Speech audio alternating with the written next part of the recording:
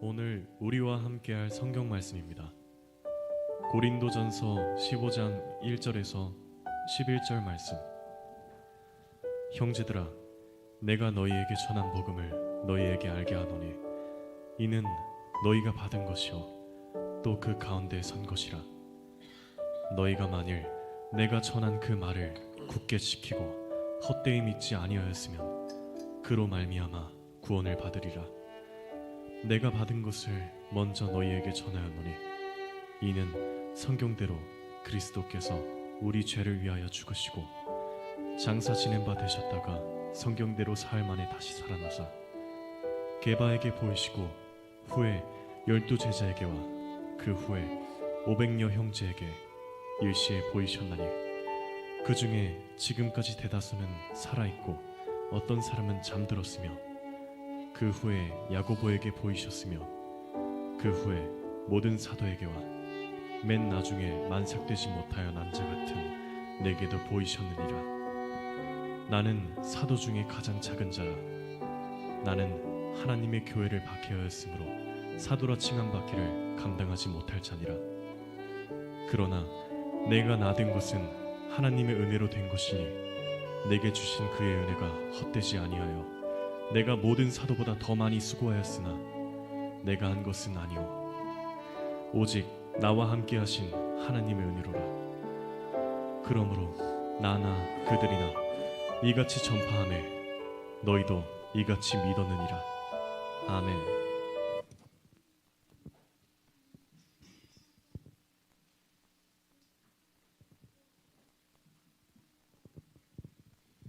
할렐루야. 한 주 동안도 수고 많으셨습니다. 오늘 주의 날, 복된 주일 되시고 특별히 부활절입니다. 부활의 주인공이 되시기를 주님의 이름으로 축복합니다. 지난주 원고에서 제가 어떠한 이야기를 소개해 드렸는데 오늘 이 이야기를 다시 한번 하겠다고 말씀을 드렸죠. 지난주에. 왜냐하면 그래야 이 설교가 여러분들에게 적용이 됩니다. 그렇지 않으면 나하고 상관없는 설교가 됩니다. 어느 한 교회가 제법 규모가 큰 교회가 있었는데요. 주일마다 주차장이 작으니까 미어 터져서 복잡해서 왔다 그냥 가는 사람도 있고 참 난처한 거예요. 그런데 그 옆에 제법 규모 있는 빈 공터가 있습니다. 사유지입니다. 저거를 주차장으로 쓰면 너무 좋겠는데 싶어서 주인을 찾아서 그 땅 팔라고 그랬더니 안 판다는 거예요. 절대로. 그 돈이 얼마가 되냐 협상을 해서 협상이 문제가 아니라 이분은 아예 그 땅을 팔 생각이 없는 분이에요. 나중에 계획이 있는지 선산 땅인지 모르겠지만 그러니까 협상이 안 되는 거예요. 그 땅을 못 구하는 거예요. 그래서 난처해졌는데 얼마 후에 그 땅 주인한테 연락이 왔어요. 뭐라고 왔냐면 우리가 그러면 무상으로 교회 주일날 하루 쓸 수 있도록 해주겠다. 1년 동안 52주니까 주일날 써라. 근데 딱 한 주는 못 쓴다. 내가 지정하는 그 한 주는 괜찮냐 그랬더니 너무 감사하죠. 한 주 못 써도 그게 무슨 상관이야. 1년 내내 쓰는 거랑 똑같은데 썼어요. 1년, 2년 이렇게 시간이 지나니까 사람들이요. 급할 때는 등 따쓰고 배부를 때는 마음이 바뀌어요. 급할 때는 급해갖고 뭐든지 하는데. 그래서 그동안 아주 유용하게 잘 쓰던 주차장인데 한 주 있잖아. 한 주 못 쓰는 그 주는 또 옛날처럼 난리 번거진 거야. 그래갖고 사람들이 나중에 아니 어차피 51주나 쓰는데 왜 이 한 주를 못 쓰게 하냐고. 그 땅 주인 그 사람이 이상한 사람이다고. 그렇다고 보니까 행사하는 것도 아니고 어떤 사람들이 와서 다 또 되는 것도 아니고 그냥 땅 막아놓고 못 쓰게 한다고. 가서 얘기 좀 해보라고. 이 교인들이 처음엔 감사하다가 나중에 불평이 생겨가지고 불만이 생겨서 그렇게 요구를 하니까 교회에서 어떤 중직이 가서 만나게 됐어요. 이런 요구가 있는데 그냥 그 한 주도 쓰면 안 되냐고. 안 된대. 그럼 한번 이유를 한번 여쭤봐도 되냐고.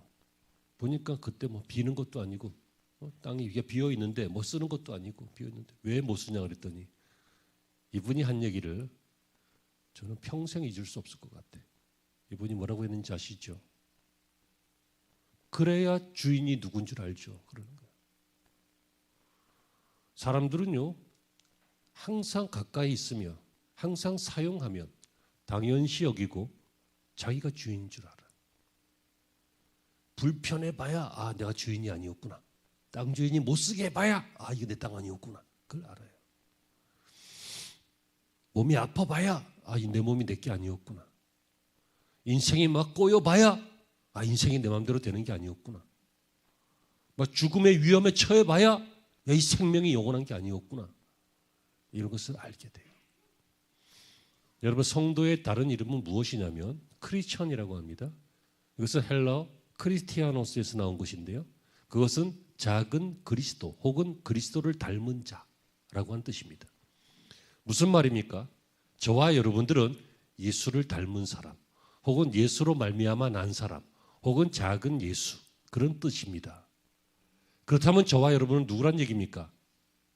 예수님이 주인인 사람들입니다.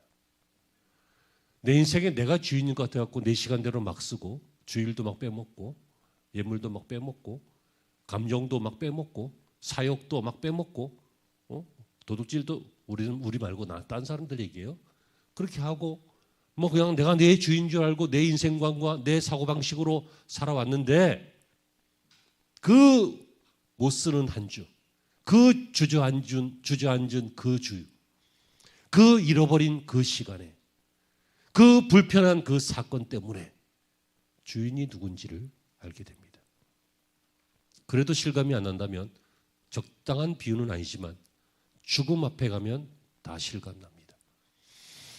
여러분, 세상 사람 누구도 피해갈 수 없었고 단 한 명도 피해갈 수 없었던 성경에 있는 몇 사람만 그냥 승천했지, 그 외에 모든 인류가 다 맞이했던 것이 무엇입니까? 죽음입니다. 그러므로 여러분, 이 주일날 아침에 기분은 좀 나쁘시겠습니다만 여러분들도 100년 후에는 없을 겁니다. 없을 겁니다. 흙 속으로 돌아갈 겁니다. 다 죽을 것입니다. 근데 그 죽기 전에 내 인생의 주인이 내가 아니었는데 내가 주인께로 돌아가면 부끄러워서 어떻게 할까? 아니면 신앙이 없다면 내 인생은 어떻게 되는 걸까?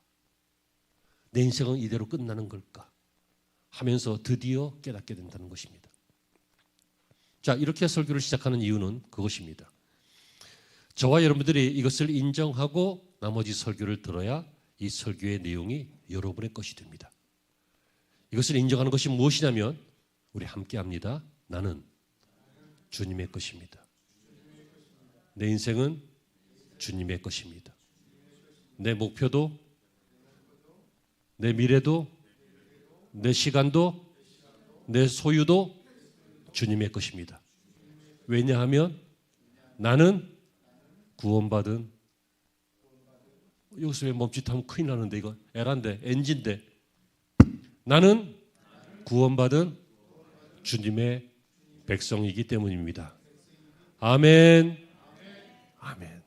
여러분, 이것을 인정하면 됩니다. 그러면 당신을 위한 부활의 결과가 우리의 결과가 됩니다.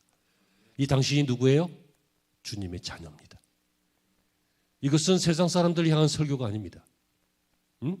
이것은 예수님을 안 믿는 사람들을 위한 설교가 아니라고요. 그들이 들으면 다 그냥 좋은 소리겠거니 그냥 뭐 그 정도로 넘어갈 거예요. 하지만 저와 여러분들에게는 복음이 될 줄로 믿습니다. 자, 우리는 이 부활의 아침에 주님을 예배하고 계십니다. 우리를 위한 이 부활은 두 가지 의미인데요. 하나는 영혼을 구원하셔서 죄로 인해서 하나님과 멀어져 버렸던, 타락했던 우리의 본성, 영혼을 구원하셔서 천국 가게 하신다. 주님이 부활하신 이유는 우리를 죽이시고, 주님이 십자가에 죽을 때 함께 죽이시고, 또 십자가에서 무덤에서 살아나실 때 우리도 함께 부활하게 하시는, 우리를 생명을 주시고 살리시는, 구원하시는 일, 이것이 영적인 의미입니다. 아멘. 예, 그런데 두 번째 우리가 자꾸 잊고 있는 게 있는데요.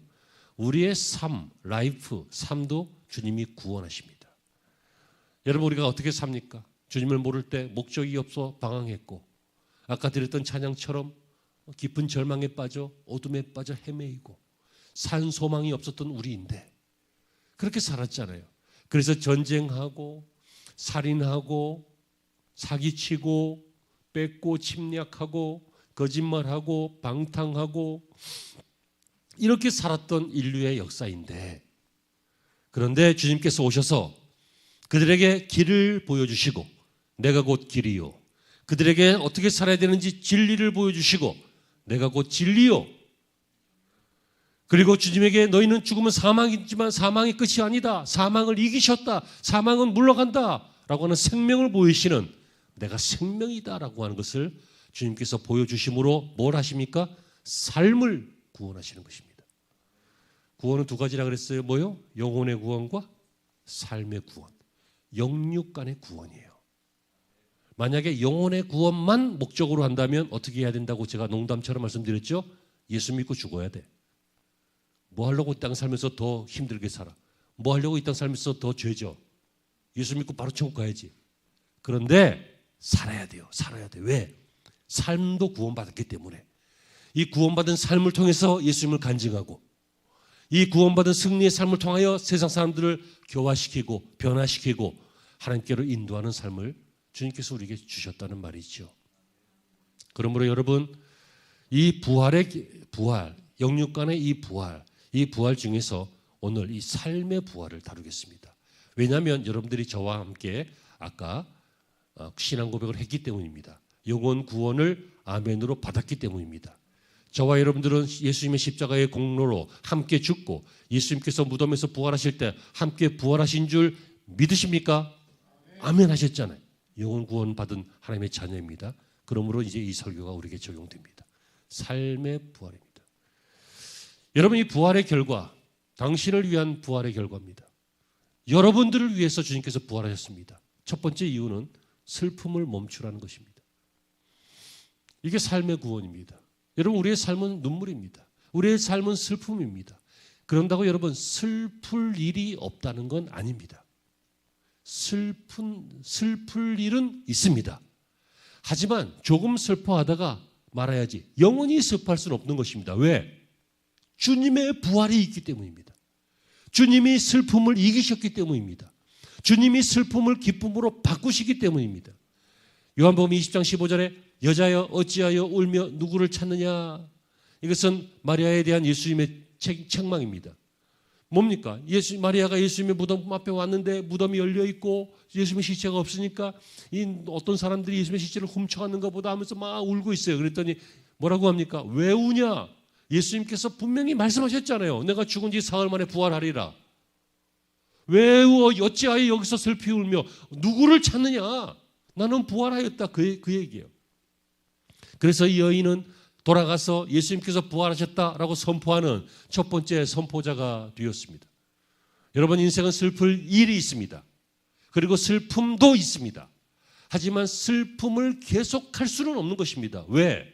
그 슬픔이 바뀌어서 기쁨이 되기 때문입니다. 누구 때문에? 예수님 때문에. 아멘이 되시길 바랍니다. 아니면 끝까지 슬퍼하면서 막 그냥 정신과 약 먹으면서 그렇게 사시든지. 여러분, 정말입니다. 목사의 주장이 아닙니다. 성경에 나타난 이 증인들과 오늘날까지 살아온 수십억 인류의 간증입니다. 슬플 일 없는 거 아니라고 했어요. 또 슬픈 감정이 없을 수는 없어요. 하지만 여러분, 우리를 위한 부활의 결과는 그 슬픔을 눈물을 닦아주시고 기쁨으로 바꿔주시는 예수님이 계시기 때문에 예수님의 부활은 모든 슬픔을 끝내는 승리임을 믿으시기를 바랍니다. 내가 지금은 슬프지만 이길 것이다. 이것이 변하여 기쁨이 될 것이다. 너무 아프면 여인들이 해산할 때 울지요.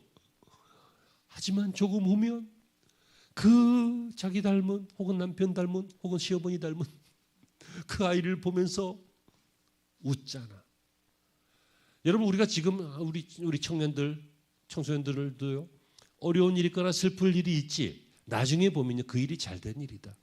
그 일 때문에 내가 잘 됐고, 그 일 때문에 내가 성숙하게 되었고, 그 일 때문에 내가 좋은 경험을, 돈 주고도 살 수 없는 보석 같은 경험을 얻게 되었고, 그럴 일들이 많다고요.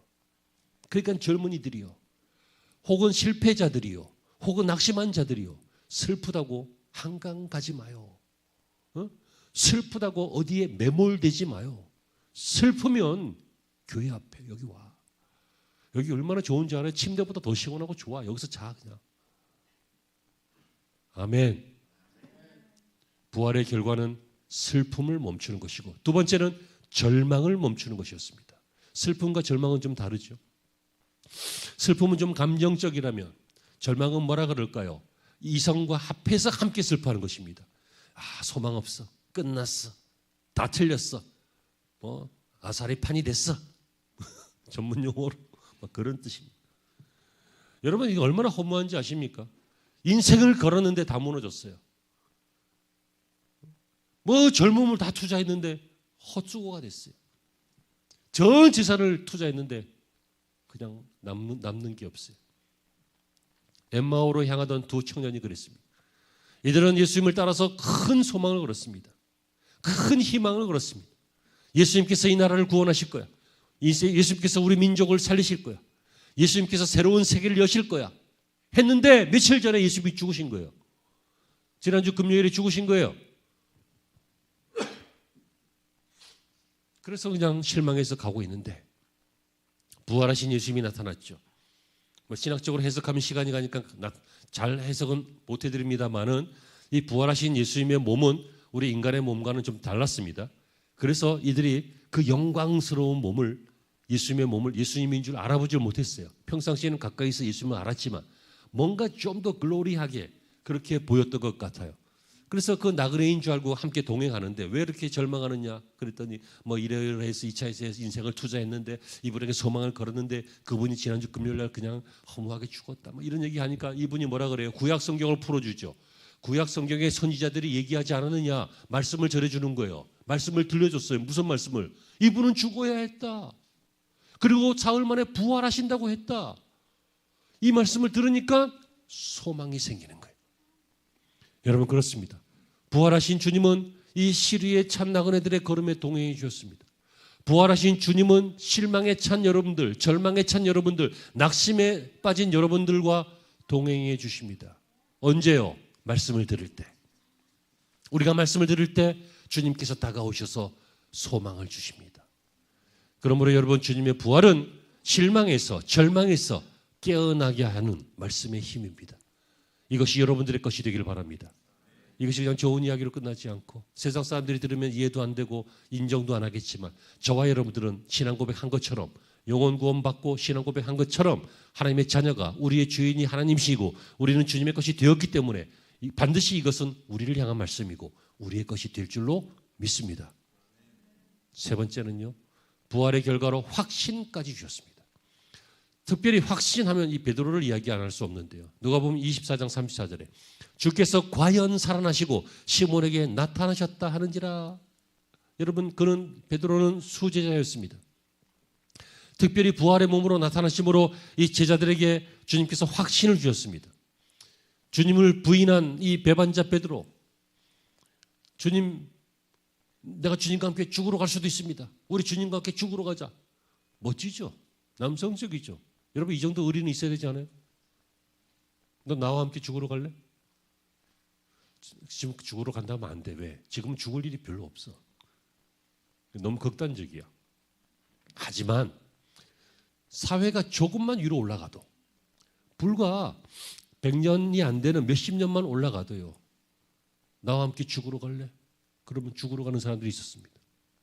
독립군들, 혹은 공산당과 싸우던 군인들, 함께 죽으러 가자. 죽으면 죽으리다 하고 갔습니다. 아주 의리 있는 사람이죠. 그런데 여러분, 의리는 멋지지만 신앙은 훌륭합니다. 의리보다 신앙을 먼저 가져야 돼요. 신앙 없는 의리는 변해요. 베드로가 그래서 어떻게 됐어요? 예수님께서 잡히던 날 밤에 어떤 한 소녀가 저 사람 예수님과 같이 다니던 사람이다 그랬더니 아니라고. 세 번째로 막 저주까지 하면서 아니라고. 그런데 그 전에 예수님께서 미리 말씀하셨어요. 너 의리 있는 척하는데 지금. 그래, 의리 내가 안다, 믿는다. 베드로 성격도 화끈하고 멋지고 멋있는 사람이에요. 또 자꾸 욕하면 안 돼요. 그런데 오늘 밤 닭이 울기 전에 네가 날 3번 부인하리라. 아셨어요. 왜 그래요? 사람이 왜 배신해요? 확신이 없으면 배신해요. 사람이 언제 바뀌어요? 언제 변해요? 확신이 없으면 변해요. 사람이 언제 그만둬요? 확신이 없으면 그만둬요. 사람이 언제 포기하냐고요? 확신이 없으면 포기한다고요. 사람이 언제 할까 말까 망설여요? 확신이 없으면 그래요. 여러분, 믿음은 무엇입니까? 확신입니다. 믿어지기도 하고 안 믿어지기도 하는 건 믿음 아닙니다. 확신입니다. 주님이, 나는 이유를 모르겠는데 주님이 나를 사랑하신다라고 하는 확신입니다. 자기 최면이 아니에요. 확신이에요. 그 증거가 있기 때문이에요. 왜? 내가 하나님이 믿어지잖아. 그게 믿음, 주님이 주신 증거예요. 내가 하나님을 아바 아버지라고 부르잖아. 제 주장이 아니라 성경이 말하고 있어요. 그게 확신이에요. 내가 이상하게 거짓말도 하고 사기도 치고 믿음의 사람답지 못하게 이렇게 산다 할지라도 하나님이 믿어지고 예수님이 구세주신 게 믿어지잖아요. 그게 확신이에요. 주님이 주시는 선물이에요. 부활의 주님이 우리에게 뭘 주셨다고요? 슬픔을 멈추게 하시고 절망을 멈추게 하시고 그 다음에 확신을 주셨어요. 그리고 평강도 주셨습니다. 오늘은 3가지로 끝나지 않아요. 계속 가요. 언제까지? 설교 끝날 때까지. 평강을 주셨어요. 요한복음 20장 19절에 예수께서 오사 가운데 서서 가라사대 너희에게 평강이 있을지어다. 아, 평강. 이 평강과 그 레스트라고 하는 어떤 안식, 휴식, 편안함과 좀 구분해야 돼요. 우리는 별일 없으면 평강한 줄 알아요. 근데 그게 아니에요. 그게 아니라 주님이 우리와 함께 있을 때 그게 평강이에요. 아이는요, 애기, 갓난아기 행복할 일이 없어. 걔가 코인 투자를 해서 돈을 벌었어요. 다음 달에 어디 발리로 놀러 갈 일이 있어요. 예? 아니면 애인이 있어갖고 서로 알콩달콩 재밌게 지금 살고 있어요. 얘는 아무 생각 없는 것 같아. 그냥 멍해. 근데 그 아이는 엄마 품에서 행복하잖아. 평강을 누리잖아요. 위험을 느끼지 않잖아요. 누구? 엄마 품에 있으니까. 주님의 부활은 우리에게 평강을 주셨습니다. 근데 마귀는 자꾸 우리를 주님의 품에서 떼어놓으려고 합니다. 여러분, 이 평강을 빼앗기지 말기를 바랍니다. 그래서 내가 주는 이 평화는 세상이 주는 평화와 같지 않다. 주님이 말씀하셨습니다. 세상의 평화는 조건입니다. 하지만 주님이 주시는 평화는 상태입니다. 다시 세상이 주는 평화는 뭐라고요? 조건이라고요. 뭐가 있어야 되고 뭐가 있어야 되고 뭐가 있어야 돼. 그래야 평화가 유지돼요. 평강이 있고. 그런데 주님이 주시는 평화는 뭐라고요? 상태라고요. 상태. 주님과 함께 있는 상태. 아멘. 주님의 부활은 그 결과 새로운 믿음을 주셨습니다. 여러분, 우리가 지금까지 알고 있던 믿음은 믿음이 아니었습니다. 이들의 믿음은 뭐였습니까? 주님께서 이 나라를 전복시키시고 로마 제국을 물리치시고 이 땅에 새로운 하늘, 새로운 땅, 하나님의 나라를 주실 것이다. 유대인들의 확실한 믿음이었고 그 믿음은 지금도 그렇습니다. 2000년이 지난 지금도 그랬습니다. 그래서 팔레스틴 땅을 사기 시작했고 그러다가 점점 이 가자지구와 저쪽 서안지구 이쪽으로 해서 점점 이렇게 팔레스타인들을 좀 몰려나면서 지금 이스라엘 나라가 건국된 지 한 50년 좀 넘어, 아니다, 40몇 년도 했으니까 한 70년 됐구나. 이스라엘 역사 100년도 안 됐습니다. 2000년 동안 떠돌이 생활하다가. 뭔 얘기하다가 얘기가 나왔지? 이스라엘은 아직도 그렇게 믿고 있다고요. 그게 믿음인 줄 압니다. 그런데 여러분, 믿음이 아니었습니다. 이들이 믿음인 줄 알았던 믿음은 예수님의 십자가의 죽음과 함께 다 깨졌습니다. 다 깨졌어요. 물론 유대인들도 구원받아야 합니다. 또 하나님의 계획 속에 그러한 계획이 있을지도 모릅니다. 확답할 수는 없습니다. 그렇게 믿고 있는 분도 있고 그게 아니라는 신학자도 있고, 신학은 신앙이 아니니까 견해니까 다 인정합니다. 그런데 여러분, 어쨌든 헛믿음이었습니다. 잘못된 믿음이었습니다. 우리가 믿음 생활하고 있는 이 믿음도 그런 믿음일지도 모릅니다. 왜 내 하나님과 네 하나님은 다를까? 왜 내가 믿는 신앙과 네가 믿는 신앙이 다를까? 우리의 신앙에 뭔가 믿음의 허점이 있을지도 모르겠습니다. 그런데 예수님의 부활은 새 믿음을 주었습니다. 우리에게 새 믿음을 주셨습니다. 고린도전서 15장 7절에 그 후에 야고보에게 보이셨다라고 했습니다. 여러분 여기서 이 야고보는 주님의 동생 야고보입니다. 예수님의 어머니 마리아가 독생자 그 성령으로 예수님을 낳으신 다음에 그 다음부터도 요셉과 함께 쭉 가정생활을 했어요. 동생들이 있었어요. 그 야고보입니다. 예수님께서 처음 사역을 시작하실 때 막 선포하시고 귀신을 쫓으시고 병자를 치료하시니까 사람들이 저거 예수인데, 우리가 잘 알고 있는 우리 동네 예수인데 저거 귀신 들렸나? 왜 저런 짓을 하지? 그래서 이 요셉의 집에 가서 야 큰일 났다. 야 니네 형 예수가 이상한 짓을 하고 다닌다. 그래갖고 막 걱정이 돼가지고 와서 막 예수를 뭐 살펴보고 했던 그 동생 야고보입니다. 은혜 제일 가까이 있으면 은혜를 못 받을 때도 있어요. 이상하죠? 은혜 제일 가까이 있으면 은혜의 그늘에 갇히나 봐. 등잔불 밑에 그림자인 듯이. 정신 똑바로 차리세요. 은혜가 가까이 있다는 것은 축복이고 그 축복은 못 누리면 저주가 돼요. 종교인들이 그래요. 바리새인들이 그랬잖아요. 사두개인들이 그랬어요. 오늘날 종교계에도 일부 종교인들은 그래요. 성도들도 마찬가지일 거예요. 새 믿음을 가져야 돼요. 그랬던 야고보인데 예수님께서 부활하셔서 그 동생 야고보에게 나타나셨단 말이에요. 그러니까 이때는 누구예요? 우리 형 예수가 아니라 나의 주 예수예요. 나의 주인 예수예요. 나의 주인 예수라고요. 어릴 때부터 다니던 그 하나님이 아니라, 어릴 때부터 듣던 그 예수가 아니라 나의 주 예수, 나의 창조주 하나님. 아멘. 이 부활로 새로운 믿음을 갖기를, 여러분들을 위해서 이 축복을 누리시기를 바랍니다. 부활의 결과는 또 새 사명입니다. 이들의 사명은 무엇이었습니까? 이들의 사명은 정부를 조직하고 독립운동을 하고 사회운동을 하고 계몽운동을 하고 하는 것이 이들의 사명이라고 여겼는데, 예수의 부활과 예수님이 승천하시기 전에 맡기신 그 사명을 보니까 어떤 사명이 있었어요? 너희는 예루살렘과 온 유대와 사마리아와 땅 끝까지 가서 이 복음을 전하라. 내가 세상 끝날까지 너희와 함께 있을 것이다. 이들은 새 사명을 갖게 됐어요. 새 사명이 뭐예요? 복음 전하는 거였어요. 관계전도 하는 거였어요. 노방전도 하는 거였어요. 행복 모임 하는 거였다고요. 전도 프로그램 하는 거였다고요. 그리고 우리의 삶 자체가 하나님을 찬양하는 삶을 삶으로, 하나님을 높여드리는 삶을 삶으로, 다시 말하면 간증함으로 사람들에게 감동 주는 인생을 사는 거예요. 부자만 감동 주는 거 아니에요.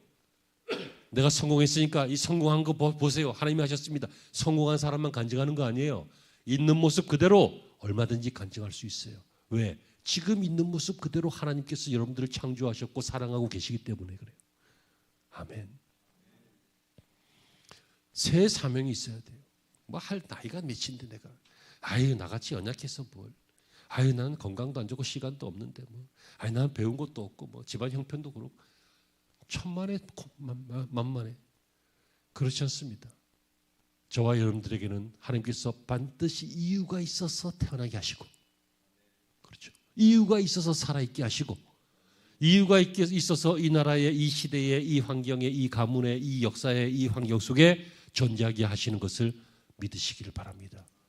새 사명, 우리는 익히 알고 있었는데 잊어먹었던 그 사명.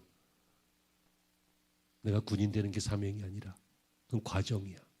내가 조원에서 취직하는 것이 사명이 아니라 그건 과정이라고. 내가 나중에 결혼해서 엄마 아빠가 되고 뭐 이렇게 커가고 돈 많이 벌고 그건 과정이야. 과정. 사명이 아니야. 우리의 사명은 뉴 미션, 새로운 사명은, 주님이 주신 사명은 계몽활동, 정치활동, 사회활동, 새로운 국가, 이게 아니라 복음 전하는 것이었습니다. 이 부활의 열매가 여러분들에게 있기를 주의 이름으로 축원합니다. 7번째 부활의 결과는 모든 방해를 이기는 힘입니다. 여러분, 박해자 바울이 사울이었는데, 이 사울이 예수 믿는 사람들을 박해하고 잡아 죽이려고 많은 사람을 죽였고 또 잡아 죽이려고 가다가 다메섹에서 예수님을 만났습니다. 그랬더니 그가 어떻게 됐어요? 모든 것이 다 깨졌습니다. 그의 가문, 그의 문화, 그의 지식, 그의 바리새파라고 하는 어떤 종교적인 특세, 이 모든 사회적인 엘리트였는데, 그리고 그 누구도 사울을 이길 수 없었는데, 여러분 정말 세상에서 제일 똑똑한 사람을 누가 말로 이겨요? 세상에서 제일 지식 많은 사람을 누가 지식으로 토론해서 배틀해서 이기겠냐고요? 누가 가장 거룩한 바리새인을 종교적으로 신앙적으로 이기겠냐고요? 이 사람 거의 퍼펙트한 사람이에요. 그런데 이것이 잘못돼서 예수 믿는 사람들을 죽이는 도구가 되니까 예수님이 나타나셨잖아요. 어떻게? 부활의 몸으로. 그랬더니 모든 것이 깨졌어요. 명심하세요. 부활의 힘은 부활은 모든 것을 이기는 힘이 된다고요. 부활하신 예수님은 우리의 실패도, 우리의 눈물도, 우리의 사건도, 사고도, 우리의 모든 병약도 다 이기시는 힘이 되시는 것을 믿으시고 여러분들의 것이 되시길 바랍니다. 그리고 8번째와 9번째는 안 하겠습니다. 왜냐하면 역시 마찬가지이기 때문입니다. 이 부활의 결과로 우리는 교회를 얻게 되었고요. 8번째, 이 부활의 결과를 계속 믿기 위해서 세례받고 성례에 참여하는 그런 귀중한 선물도 받게 되었습니다.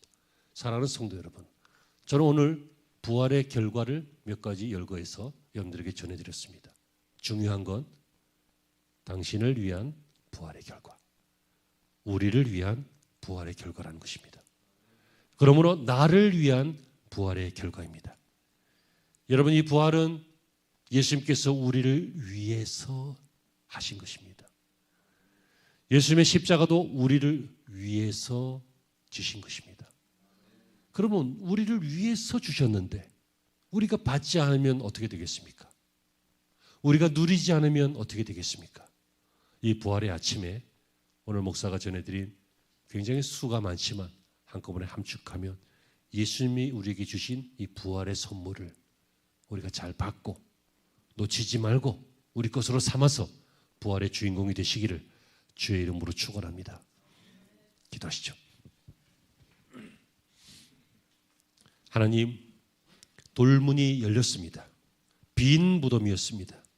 그것은 바로 죽음이 물러가고 생명이 있었기 때문입니다. 그 생명은 우리를 위한 생명입니다. 그 생명의 다른 이름이 부활입니다. 이 부활, 생명이 있는데 슬퍼만 할 수 없고 절망만 할 수 없고 의심만 할 수 없고 또 평강을 빼앗기고 불안해할 수 없습니다. 잘못된 믿음으로 혹은 잘못된 목적과 사명으로 살 수도 없습니다. 하나님, 이 부활의 열매를 온전히 누릴 수 있도록 우리 성도들을 축복하여 주시고 한평생